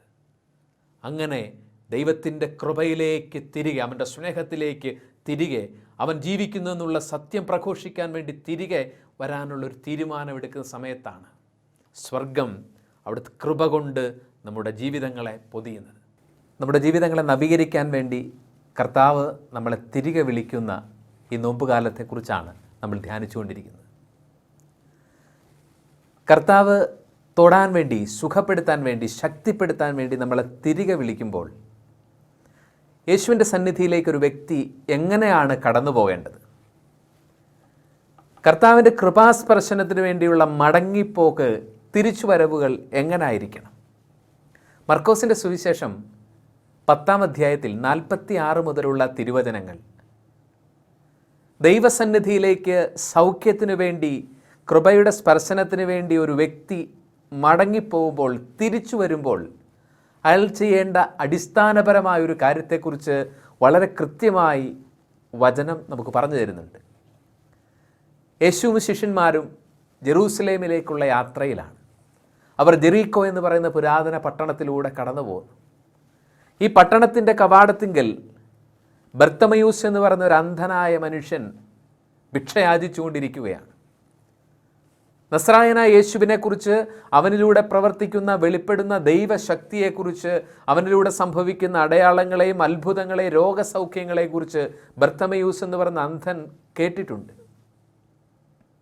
പുരുഷാരം കടന്നു പോകുമ്പോൾ യേശുവാണ് അക്കൂട്ടത്തിൽ കടക്കുന്നു പോകുന്നതെന്ന് തിരിച്ചറിഞ്ഞ ബർത്തമയൂസ് നിലവിളിക്കുന്നുണ്ട്, ദാവീദിൻ്റെ പുത്ര, എന്നിൽ കനിയണമേ. ആ നിലവിളിയുടെ മുമ്പിൽ നിന്ന യേശു ബർത്തമയൂസിനോട് വരാനാണ്, അവനെ വിളിക്കുക എന്നാണ് ആവശ്യപ്പെടുന്നത്. യേശു വിളിക്കുന്നു എന്ന് ആൾക്കൂട്ടത്തിൽ ആരോ പറയുമ്പോൾ ബർത്തമയൂസ് എന്ന് പറയുന്ന അന്ധൻ ചെയ്ത കാര്യം മർക്കോസ് സുവിശേഷകൻ ഇങ്ങനെയാണ് പറയുന്നത്: അവൻ പുറങ്കുപ്പായം ദൂരെ എറിഞ്ഞ് കുതിച്ചു ചാടി യേശുവിൻ്റെ അടുത്തെത്തി. യേശു വിളിക്കുമ്പോൾ ചെയ്യേണ്ട കാര്യമാണ് ബർത്തമയൂസ് ചെയ്തത്. അവൻ പുറങ്കുപ്പായം ദൂരെ എറിഞ്ഞ് കുതിച്ചു ചാടി യേശുവിൻ്റെ അടുത്തെത്തി. ഓരോ ദൈവസന്നിധിയിലേക്കുള്ള, കൃപയിലേക്കുള്ള തിരിച്ചുപോക്കലുകളിലും അടിസ്ഥാനപരമായൊരു കാര്യമാണ് പുറങ്കുപ്പായങ്ങളെ ഉപേക്ഷിച്ചിട്ട് യേശുവിൻ്റെ സന്നിധിയിലേക്ക് തിരികെ പോകണം. പലപ്പോഴും നമ്മുടെ മാനസാന്തരങ്ങൾ, നമ്മുടെ നവീകരണത്തിന് വേണ്ടിയുള്ള ആഗ്രഹങ്ങളൊക്കെ ഫലശൂന്യമാകാൻ പോകുന്നതിൻ്റെ കാരണം നമ്മുടെ മാനസാന്തരങ്ങളോ നല്ല തീരുമാനങ്ങളോ, സുഹൃത ജീവിതത്തിന് വേണ്ടി നമ്മൾ എടുക്കുന്ന നല്ല തീരുമാനങ്ങളോ ഒക്കെ അല്പായുസായിട്ട് പോകാനുള്ള പ്രധാനപ്പെട്ട കാരണങ്ങളിലൊന്ന് പുറങ്കുപ്പായങ്ങളെ ഉപേക്ഷിക്കാതെ യേശുവിൻ്റെ പക്കലേക്ക് ചെല്ലുന്നതാണ്. പുറങ്കുപ്പായങ്ങളെ ഉപേക്ഷിക്കാതെ നാമമാത്രമായ മാനസാന്തര ശ്രമങ്ങൾ നടത്തുന്നത് കൊണ്ടാണ് മാനസാന്തരങ്ങൾ, തിരിച്ചുവരവുകൾ അല്പായുസ്സുകളായിട്ട് പോകുന്നത്. പ്രിയപ്പെട്ട സഹോദരങ്ങളെ, ഇവിടെ ബർത്തമയൂസ് ചെയ്യുന്ന കാര്യം, അവൻ പുറങ്കുപ്പായം ദൂരെ എറിഞ്ഞു. ബൈബിൾ പണ്ഡിതന്മാർ, വ്യാഖ്യാതാക്കൾ പറയുന്നത്, ഇസ്രായേലിൽ യേശുവിൻ്റെ കാലത്ത് അന്ധന്മാരുണ്ടായിരുന്നു. ഈ അന്ധന്മാർക്ക് സമൂഹം കൊടുത്തിരുന്ന ഒരു സാമൂഹിക സുരക്ഷിതത്വം ഉണ്ടായിരുന്നു. അവർക്ക് മഞ്ഞ കളറുള്ള പുറങ്കുപ്പായങ്ങൾ സമൂഹം ധരിക്കാൻ അനുവാദം കൊടുത്തിരുന്നു. യഥാർത്ഥത്തിൽ അന്ധനെ സംബന്ധിച്ച് കളർ, നിറമെന്ന് പറയുന്നത് ഒരു വ്യർത്ഥമായ കാര്യമാണ്. പക്ഷേ ഈ മഞ്ഞ കളറുള്ള പുറങ്കുപ്പായം അന്ധന്മാർക്ക് കൊടുത്തിരുന്നത് അവർക്ക് വേണ്ടിയിട്ടല്ല, അത് മറ്റുള്ളവർക്ക്, കാഴ്ചയുള്ളവർക്ക് വേണ്ടിയിട്ടാണ്. മഞ്ഞ കളറുള്ള പുറങ്കുപ്പായമിട്ട ഒരു വ്യക്തി നടക്കുന്നത് കണ്ടാൽ, വരുന്നത് കണ്ടാൽ, വഴിയിലിരിക്കുന്നത് കണ്ടാൽ അവൻ അന്ധനാണെന്ന് അതിനാൽ തന്നെ തിരിച്ചറിയാൻ പറ്റും. അവനോട് സഹാനുഭൂതി കാണിക്കാൻ പറ്റും. അവനെ സഹായിക്കാനോ ഭിക്ഷ കൊടുക്കാനോ, അങ്ങനെ സമൂഹം ഒരു അന്ധന് കൊടുക്കുന്ന ഒരു സാമൂഹിക സുരക്ഷിതത്വമായിരുന്നു പുറങ്കുപ്പായം എന്ന് പറയും. കാഴ്ചയ്ക്ക് വേണ്ടി നിലവിളിക്കുന്ന അന്ധൻ, ദാവീദിൻ്റെ പുത്ര, എന്നിൽ കനിയണമേ എന്നാണ്. അവൻ കുതിച്ചാടി യേശുവിൻ്റെ അടുത്തെത്തുമ്പോൾ യേശു അവനോട് ചോദിക്കുന്നത്, ഞാൻ നിനക്ക് എന്ത് ചെയ്യണമെന്നാണ് നീ ആഗ്രഹിക്കുന്നത്? അവിടെ അവൻ പറയുന്നത്, എനിക്ക് കാഴ്ച കിട്ടണം കർത്താവേ എന്നാണ്. കാഴ്ച കിട്ടാൻ ആഗ്രഹിക്കുന്നവൻ ആദ്യം ചെയ്തത്, യേശു വിളിക്കുന്നു എന്നറിഞ്ഞപ്പോൾ അവൻ ചെയ്തത്, സമൂഹം കാഴ്ചയില്ലാത്തവൻ അന്നോളം കൊടുത്ത സുരക്ഷിതത്വമായ മഞ്ഞ കളറുള്ള പുറങ്കുപ്പായത്തെ വലിച്ചെറിഞ്ഞിട്ടാണ് അവൻ യേശുവിൻ്റെ അടുത്തേക്ക് ചെല്ലുന്നത്. സമൂഹ അന്ധന് കൊടുത്ത, കാഴ്ചയില്ലാത്തവന് കൊടുക്കുന്ന സുരക്ഷിത ബോധങ്ങൾ വലിച്ചെറിഞ്ഞിട്ട് അവൻ യേശുവിൻ്റെ അടുത്തേക്ക് ചെല്ലുന്നു എന്നതിൻ്റെ അർത്ഥം തന്നെ, ഞാൻ നസറായനായ യേശുവിനാൽ സുഖപ്പെടപ്പെടാൻ പോകുന്നു, കാഴ്ചയുള്ളവനാകാൻ പോകുന്നു എന്നുള്ള അവൻ്റെ വിശ്വാസത്തിൻ്റെ ഉറപ്പാണ്.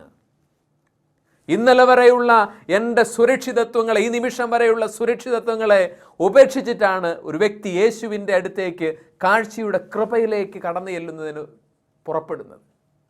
പ്രിയപ്പെട്ടവരെ, പലപ്പോഴും പാപകരമായ സുരക്ഷിതത്വങ്ങളെ, യേശുവിൻ്റെ അടുത്തേക്ക് കടന്നു ചെല്ലാൻ, മാനുഷികമായ സുരക്ഷിതത്വങ്ങളെ ഉപേക്ഷിക്കാൻ, പുറംകുപ്പായങ്ങളെ വലിച്ചെറിയാനുള്ള മടി കൊണ്ടാണ് നമ്മുടെ ജീവിതത്തിൽ കൃപയുടെ സ്പർശനങ്ങൾ ഉണ്ടാവാതെ പോകുന്നത്, മാനസാന്തരങ്ങൾ നടക്കാതെ പോകുന്നത്. നമ്മൾ എത്രയോ നോമ്പുകാലങ്ങൾ ആചരിച്ചു, എത്രയോ ഉപവാസങ്ങൾ എടുത്തിട്ടുണ്ടാവും, എത്രയോ ധ്യാനങ്ങൾ പങ്കെടുത്തിട്ടുണ്ടാവും, എത്ര നല്ല തീരുമാനങ്ങൾ എടുത്തിട്ടുണ്ടാവും. സാധാരണ ഒരു മനുഷ്യൻ്റെ ജീവിതത്തിലെ ഒരു വലിയ ദൈന്യതയാണ് എടുക്കുന്ന തീരുമാനങ്ങൾ ഒരാഴ്ചയ്ക്കോ ഒരു മാസത്തിനേക്കോ അപ്പുറത്തേക്ക് നീളുന്നില്ല. അത് സഹോദര സ്നേഹത്തെ സംബന്ധിച്ചാവട്ടെ, വിശുദ്ധമായ ശീലങ്ങളെ, ആത്മീയ ശീലങ്ങളെ സംബന്ധിച്ചാവട്ടെ, നമ്മുടെ ശരീരത്തെ നിയന്ത്രിക്കുന്നതിനെ സംബന്ധിച്ചാവട്ടെ, ഏത് നല്ല തീരുമാനങ്ങൾ എടുത്താലും അല്പായുസായി പോകുന്നതിൻ്റെ കാരണം എന്താണ്? ബർത്തമയൂസിനെ പോലെ യേശുവിൻ്റെ അടുത്തേക്ക് കടന്നു ചെല്ലുന്നതിന് മുൻപ് നമ്മളുടെ ചില സുരക്ഷിതത്വങ്ങളെ വലിച്ചെറിയാൻ മടിക്കുന്നത് കൊണ്ടാണ് മാനസാന്തരങ്ങൾ നടക്കാതെ പോകുന്നത്. കർത്താവിൻ്റെ കൃപയുടെ സ്പർശനത്തിന് വേണ്ടി നമ്മൾ ആഗ്രഹിക്കുന്ന, നമ്മളെ തന്നെ ഒരുക്കുന്ന ഈ വലിയ കൃപയുടെ ഈ ധ്യാന ദിവസങ്ങളിൽ യഥാർത്ഥത്തിൽ ദൈവകൃപ നമ്മുടെ ജീവിതങ്ങളെ തൊടാൻ നമ്മൾ എന്തു ചെയ്യണം? യേശുവിൻ്റെ സന്നിധിയിലേക്ക് തിരികെ പോകണം. ഉപേക്ഷിച്ച സ്നേഹത്തിലേക്ക് തിരികെ പോകണം. ജീവിക്കുന്നവനാണെന്നേ നമ്മളെക്കുറിച്ച് പറയുന്നുള്ളൂ, പക്ഷേ ആത്മീയമായി മൃതരാണ്. ഈ ആസന്ന മരണമായിരിക്കുന്ന നമ്മിലെ വിശ്വാസത്തെ, സ്നേഹത്തെ ഉദ്ദീപിപ്പിക്കണം. എങ്ങനെയാണ് മടങ്ങിപ്പോക്കിൻ്റെ ആദ്യപടി? ഈ മടങ്ങിപ്പോക്കിന് അത് കൃപയുടെ ഈ യാത്ര നിലനിൽപ്പിൻ്റെ ഒരു യാത്രയായിട്ട് മാറണമെങ്കിൽ പുറംകുപ്പായങ്ങൾ ഉപേക്ഷിച്ചിട്ട് വേണം യേശുവിൻ്റെ സന്നിധിയിലേക്ക് മടങ്ങിപ്പോകാൻ. ബർത്തമയൂസ് ആ സുരക്ഷിതത്വത്തെ വലിച്ചെറിഞ്ഞിട്ട് യേശുവിൻ്റെ സന്നിധിയിലേക്ക് ചെല്ലുന്നു. അവൻ കാഴ്ചയുടെ കൃപയിലേക്ക് കടന്നു വരുന്നു. ഈ നോമ്പുകാലത്ത് ബർത്തമയൂസിനെ പോലെ പുറംകുപ്പായങ്ങളെ, സുരക്ഷിത ബോധത്തിൻ്റെ, അത് മാനുഷികമായ കണക്കുകൂട്ടലുകളുടെ ആവാം, നമ്മുടെ പദ്ധതികളുടേതാവാം, നമ്മളൊരുക്കിയ ഭൗതികമായ സുരക്ഷിതത്വങ്ങളുടെയാകാം, അങ്ങനെ പലതരത്തിലുള്ള സുഖകരമായ ചില ശീലങ്ങളുടേതാവാം, പാപകരമായ ആസക്തികളുടേതാവാം, എല്ലാ പുറംകുപ്പായങ്ങളെയും വലിച്ചെറിഞ്ഞിട്ടാണ് ഒരു വ്യക്തി യേശുവിൻ്റെ സന്നിധിയിലേക്ക് അവൻ്റെ കൃപയാൽ സ്പർശിക്കപ്പെടുന്നതിന് കടന്നു ചെല്ലേണ്ടത്. ആ ദൈവകൃപ നമ്മളെ തൊടുന്ന അനുഭവത്തിന് വേണ്ടി പുറംകുപ്പായങ്ങളെ ബർത്തമയൂസിനെ പോലെ വലിച്ചെറിഞ്ഞ് നമുക്ക് യേശുവിൻ്റെ സന്നിധിയിലേക്ക് ചെല്ലാം. ഇത് മടങ്ങി വരവിന് വേണ്ടി സ്വർഗമൊരുക്കിയിരിക്കുന്ന സവിശേഷമായ സമയമാണ്. ആകാശത്ത് പറക്കുന്ന സവിശേഷ ബുദ്ധിയില്ലാത്ത മീവൽ പക്ഷിയും മാടപ്രാവും കൊക്കും പോലും മടങ്ങി വരവിൻ്റെ സമയം പാലിക്കുമ്പോൾ നമ്മൾ മാത്രം നമ്മുടെ സവിശേഷ ബുദ്ധിയും ദൈവത്തെ തേടാനുള്ള സവിശേഷമായ കൃപയുമുള്ളവരായിരുന്നിട്ടും മടങ്ങിച്ചൊല്ലലിൻ്റെ, മാനസാന്തരത്തിൻ്റെ സമയക്രമങ്ങൾ പാലിക്കാതെ ഇന്നോളം ദൈവത്തോട് മത്സരിച്ച് നടന്നിട്ടുണ്ടെങ്കിൽ ഈ നിമിഷം പുറംകുപ്പായങ്ങളെ വലിച്ചെറിഞ്ഞിട്ട് കാഴ്ചയുടെ സൗഖ്യത്തിൻ്റെ കൃപയിലേക്ക് നമുക്ക് കടന്നു ചെല്ലാം, ബർത്തമയൂസിനെ പോലെ. ഇനിയുള്ള നമ്മുടെ വിശുദ്ധ കുർബാനയുടെ ആരാധനയുടെ നിമിഷങ്ങളിലേക്ക് നമ്മൾ പ്രവേശിക്കുകയാണ്. കർത്താവിൻ്റെ കൃപയുടെ സ്പർശനത്തിന് വേണ്ടി നമ്മളായിരിക്കുന്ന ഇടങ്ങളിൽ നിന്ന് നമുക്ക് ദാഹത്തോടെ ഒരു നിമിഷം ആഗ്രഹിച്ച് പ്രാർത്ഥിച്ചുകൊണ്ട്, ദിവ്യകാരുണീശോയെ നമ്മുടെ കൂട്ടായ്മയിൽ ലോകത്തിൻ്റെ വിവിധ ഭാഗങ്ങളിലാണ് നമ്മൾ, പക്ഷേ അവൻ നമ്മുടെ ഓരോരുത്തരുടെയും നടുവിൽ സന്നിഹിതനാണ് എന്ന അവൻ്റെ വാഗ്ദാനത്തെ ഓർത്തുകൊണ്ട്, നിങ്ങളിൽ 2-3 പേർ എൻ്റെ നാമത്തിൽ ഒരുമിച്ച് കൂടുമ്പോൾ ഞാൻ നിങ്ങളുടെ മധ്യേ ഉണ്ടായിരിക്കുമെന്ന അവൻ്റെ വാഗ്ദാനത്തെ ഓർമ്മിച്ചുകൊണ്ട്, നമ്മളായിരിക്കുന്ന ഭവനങ്ങളിൽ, നമ്മുടെ ജോലി സ്ഥലങ്ങളിൽ, നമ്മുടെ കൂട്ടായ്മകളിൽ കർത്താവ് നമ്മുടെ നടുവിലുണ്ട് എന്നുള്ള വിശ്വാസത്തിന് ഉറപ്പോടുകൂടി നമുക്ക് അവനെ ആരാധിക്കാം. നമ്മളായിരിക്കുന്ന ഇടങ്ങളിൽ ഒരു നിമിഷം കണ്ണുകൾ അടച്ച് കരങ്ങൾ കൂപ്പി ദിവ്യകാരുണീശോയുടെ സജീവ സാന്നിധ്യത്തെ ആത്മന ഓർത്തുകൊണ്ട് ആത്മീയമായി ഈ ആരാധനയിൽ നമുക്ക് ഒന്നു ചേർന്ന് പങ്കെടുക്കാം. ദിവ്യകാരുണീശോ എല്ലാ മാലാഖമാരോടും സ്വർഗവാസികളോടും ചേർന്ന് പ്രിയപ്പെട്ടവരെ നമുക്ക് പാടി ആരാധിച്ചുകൊണ്ട് നമ്മുടെ ഈ കൂട്ടായ്മയിലേക്ക് ആത്മീയമായിട്ട് കർത്താവിൻ്റെ സാന്നിധ്യം നമുക്ക് അനുഭവിച്ചറിയാം. മാലാഖമാരുടെ 10,000-ങ്ങളാൽ പ്രകീർത്തിക്കപ്പെടുന്ന, വിശുദ്ധരാൽ ആരാധിക്കപ്പെടുന്ന, സ്വർഗവാസികളാൽ സ്തുതിക്കപ്പെടുന്ന ദിവ്യകുഞ്ഞാടിനെ, ജീവിക്കുന്ന സത്യദൈവമായ യേശുക്രിസ്തുവിനെ നമ്മുടെ കൂട്ടായ്മയിൽ നമുക്ക് ചേർന്ന് പാടി ആരാധിച്ച് സ്വീകരിക്കാം. നമുക്ക് ചേർന്ന് പാടാം. ആരാധനയുടെ നിമിഷങ്ങളിൽ ആത്മനാഥനെ കാണുവാൻ. യേശുവേ, ഞങ്ങൾ ചേർന്ന് ഈ സ്വർഗീയമായ നിമിഷങ്ങളിൽ അങ്ങയുടെ കൃപ, അങ്ങേ ദാസരെ തൊടുന്ന ഈ സമയങ്ങളിൽ ഞങ്ങളായിരിക്കുന്ന ഇടങ്ങളിൽ നിന്ന് ഒരു ഹൃദയത്തോടെ, ഒരു മനസ്സോടെ കർത്താവെ ഞങ്ങളങ്ങേ ആരാധിക്കുന്നു, മഹത്വപ്പെടുത്തുന്നു. ആരാധനയുടെ നിമിഷങ്ങളിൽ ആത്മനാഥനെ കാണുവാൻ ആരാധകരിവർ കാത്തിരിപ്പു. ആത്മനാഥനേശുവേ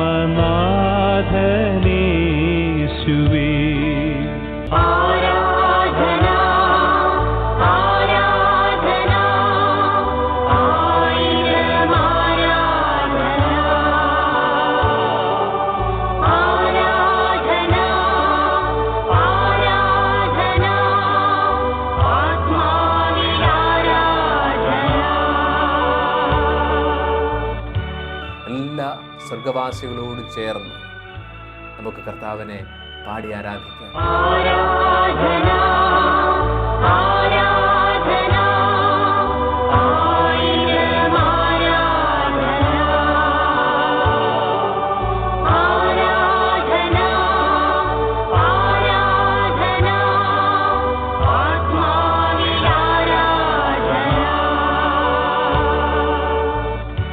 നമ്മളായിരിക്കുന്ന ഇടങ്ങളിൽ നമ്മുടെ കുടുംബത്തോട് ചേർന്ന്, നമ്മുടെ പ്രിയപ്പെട്ടവരോട് ചേർന്ന്, നമ്മുടെ ഇടവകയുടെ കൂട്ടായ്മകളോട് ചേർന്ന്, ആത്മീയ കൂട്ടായ്മകളോട് ചേർന്ന് നമുക്ക് കർത്താവിനെ പാടി ആരാധിക്കാം.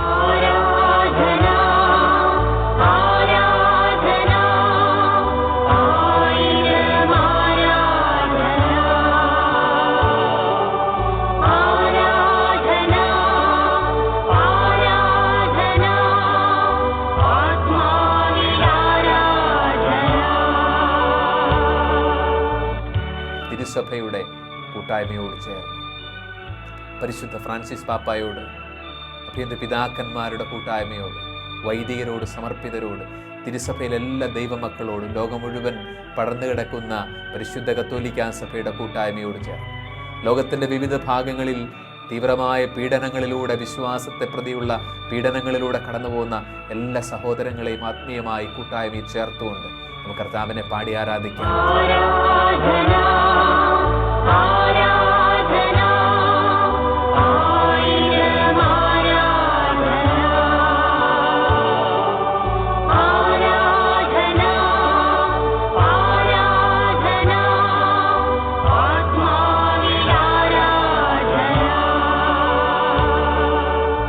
യേശുവേ, അങ്ങയുടെ പ്രിയപ്പെട്ട മക്കൾ ആത്മീയമായി അങ്ങയുടെ പരിശുദ്ധ ദിവ്യകാരുണ്യ സാന്നിധ്യത്തെ മനസ്സിൽ ഓർമ്മിച്ചുകൊണ്ട്, ആ തൃപ്പാദത്തിങ്കിൽ ഞങ്ങളെ ഓരോരുത്തരെയും സമർപ്പിച്ചുകൊണ്ട് യേശുവെ ഞങ്ങൾ അങ്ങേ ആരാധിക്കുന്നു.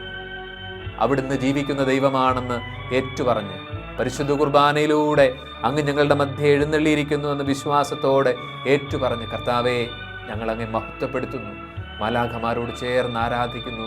ഹല്ലേലൂയ, യേശുവേ ആരാധന. എല്ലാവരും ചേർന്ന് കർത്താവിനെ കരങ്ങൾ ഉയർത്തി ഒന്ന് സ്തുതിക്കട്ടെ. വലിയൊരു അഭിഷേകം നമ്മുടെ കൂട്ടായ്മകളിലേക്ക് കടന്നു വരട്ടെ, നമ്മുടെ ജീവിതത്തിലേക്ക് ദൈവകൃപയുടെ സ്പർശനം കടന്നു വരട്ടെ.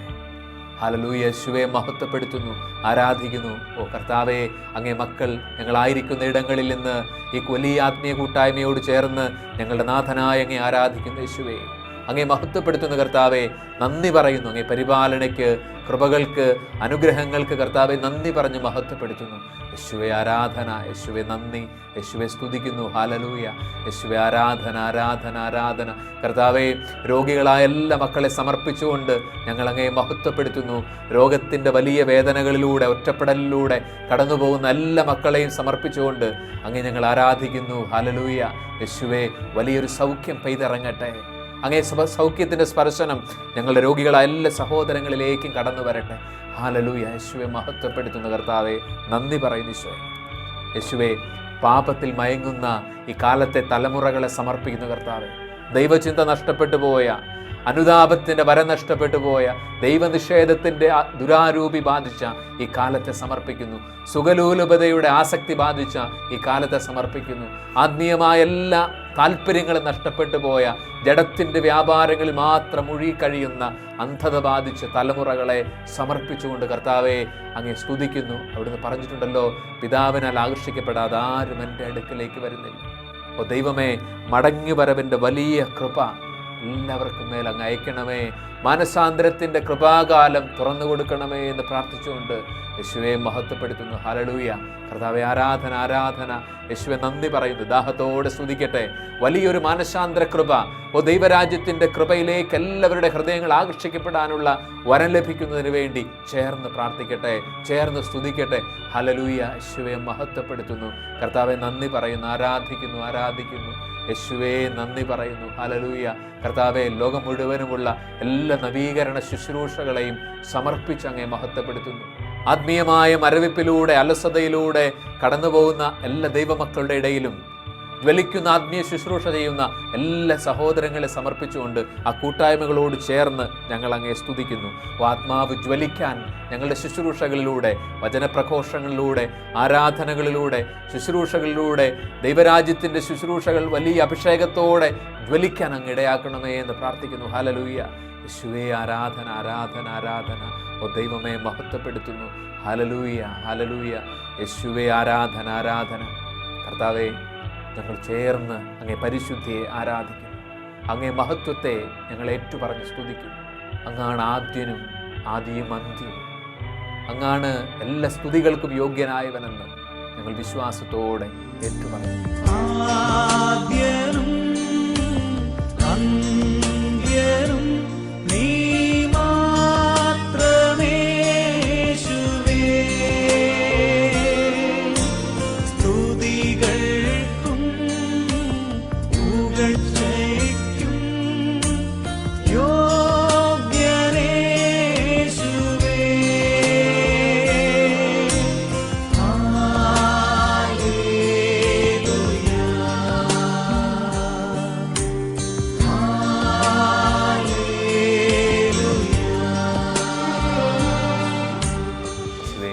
അങ്ങേ പ്രിയപ്പെട്ട മക്കൾ തിരുസാന്നിധ്യത്തെ വിശ്വാസത്തോടെ ഏറ്റുപറഞ്ഞ് ആത്മീയമായ കൂട്ടായ്മയിൽ ചേർന്ന് അങ്ങേ പാടി മഹത്വപ്പെടുത്തുന്നു, പാടി ആരാധിക്കുന്നു. കർത്താവെ, നന്ദി പറഞ്ഞു സ്തുതിക്കുന്നു. കർത്താവെ, യേശുവേ, അങ്ങാണ് ആയിരിക്കുന്നവനും ആയിരുന്നവനും വരുവാനിരിക്കുന്നവനും സർവശക്തനും അങ്ങാണെന്ന് ഞങ്ങൾ ഏറ്റുപറയും.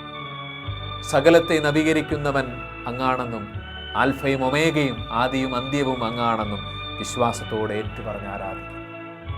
ബർത്തമയൂസിനോട് ചോദിച്ചതുപോലെ ഈ ദിവ്യകാരുണ്യ ആരാധനയുടെ അങ്ങേ കൃപയ്ക്ക് വേണ്ടി കാത്തിരിക്കുന്ന ഈ സമയത്ത് ഞങ്ങളോട് അങ്ങ് ചോദിക്കുന്നുവെന്ന് ഞങ്ങൾ വിശ്വസിക്കുന്നു. കർത്താവെ, ഞാൻ നിനക്ക് വേണ്ടി എന്തു ചെയ്യണമെന്നാണ് നീ ആഗ്രഹിക്കുന്നത്?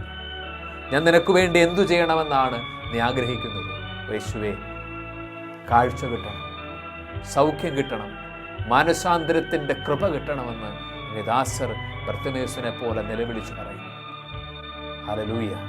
യേശുവേ, അങ്ങേ കൃപ ഞങ്ങളുടെ ഹൃദയങ്ങളിൽ നിറയ്ക്കണമേ. അങ്ങേ കൃപ ഞങ്ങളുടെ കുടുംബങ്ങളിൽ നിറയ്ക്കണമേ. ഞങ്ങളുടെ ജോലി സ്ഥലങ്ങളിൽ കർത്താവെ, കൃപ കൊണ്ട് ഞങ്ങൾ നിറയാൻ അനുവദിക്കണമേ. ജ്വലിക്കുന്ന തീഷ്ണതയോടെ അങ്ങേക്ക് സാക്ഷ്യം വഹിക്കാൻ ഞങ്ങളുടെ ജീവിതങ്ങളെ അവിടുന്ന് ഈ കൃപയുടെ കാലത്ത് ഒരുക്കണമേ എന്ന് ഞങ്ങൾ പ്രാർത്ഥിച്ച് അങ്ങേ മഹത്വപ്പെടുത്തുന്ന കർത്താവെ. ഹല്ലേലൂയ. യേശുവേ, മടങ്ങി വരാൻ ഞങ്ങളെ അങ്ങ് സ്നേഹത്തോടെ ക്ഷണിക്കുന്നല്ലോ. സുഖകരമായ സുരക്ഷിതത്വത്തിൻ്റെ പുറങ്കുപ്പായങ്ങളെ വലിച്ചെറിഞ്ഞ് നിന്റെ കാഴ്ചയുടെ, നിന്റെ സൗഖ്യത്തിൻ്റെ, നിന്റെ രക്ഷയുടെ അനുഭവത്തിലേക്ക് കുതിച്ചു വരാൻ യേശുവേ ഞങ്ങളെ ശക്തിപ്പെടുത്തണമേ എന്ന് പ്രാർത്ഥിച്ച് ഈ കൂട്ടായ്മയോട് ചേർന്ന് കർത്താവെ ആരാധിച്ച് ഞങ്ങളങ്ങെ മഹത്വപ്പെടുത്തുന്ന കർത്താവ്, സ്തുതിച്ച് മഹത്വപ്പെടുത്തുന്ന കർത്താവെ, പരിശുദ്ധാത്മാവിൻ്റെ വലിയൊരു ജ്വലനത്തിനു വേണ്ടി ദാഹത്തോടെ ഞങ്ങൾ ആഗ്രഹിക്കുന്ന കർത്താവെ, യേശു അങ്ങയുടെ ആത്മാവ് ഞങ്ങളുടെ മേൽ നിമിഷം വ്യാപരിക്കുന്നതിന് വേണ്ടി, ഞങ്ങളുടെ ബലഹീനതകളെ ശക്തിപ്പെടുത്തും, മാനസാന്തരത്തിൻ്റെ വരം ഞങ്ങളെ നിറയ്ക്കുന്നതിന് വേണ്ടി, പാപബോധവും പശ്ചാത്താപവും നിറയ്ക്കുന്ന ആത്മാവിൻ്റെ ജ്വലനം ഞങ്ങളിൽ അനുഭവിക്കുന്നതിന് വേണ്ടി ദാഹത്തോടെ ആഗ്രഹിക്കുന്നവർ. ആത്മാവാം ദൈവമേ വരണേ,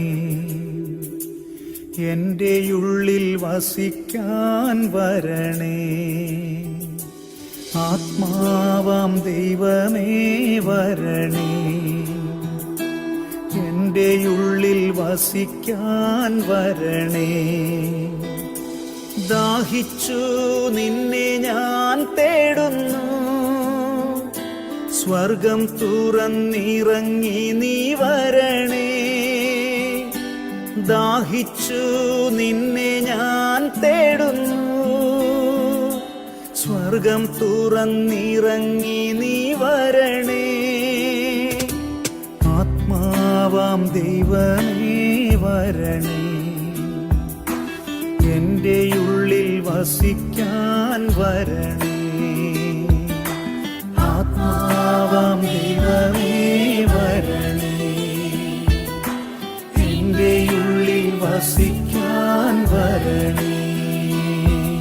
നമ്മുടെ എല്ലാ നിയോഗങ്ങളെയും ദിവ്യകാരുണ്യ തിരുസന്നിധിയിലേക്ക് സമർപ്പിച്ചുകൊണ്ട്, നമ്മുടെ പ്രാർത്ഥനകളെ സമർപ്പിച്ചുകൊണ്ട്, നവീകരിക്കപ്പെട്ട ഒരു ജീവിതത്തിന് വേണ്ടിയുള്ള ആഗ്രഹങ്ങളെ സമർപ്പിച്ചുകൊണ്ട്, കർത്താവിൻ്റെ ആശീർവാദത്തിന് വേണ്ടി നമുക്ക് നമ്മളായിരിക്കുന്ന ഇടങ്ങളിൽ ശിരസ്സ് കുനിക്കാം.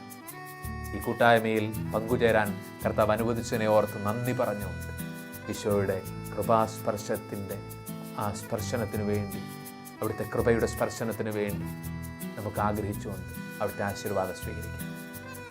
നമ്മുടെ കർത്താവ് ഈശോ മിശിഹായുടെ കൃപയും പിതാവായ ദൈവത്തിൻ്റെ സ്നേഹവും പരിശുദ്ധാത്മാവിൻ്റെ സഹവാസവും എൻ്റെ സഹോദരങ്ങളെ നിങ്ങളെല്ലാവരോടും കൂടെ ഉണ്ടായിരിക്കട്ടെ, ഇപ്പോഴും എപ്പോഴും എന്നേക്കും.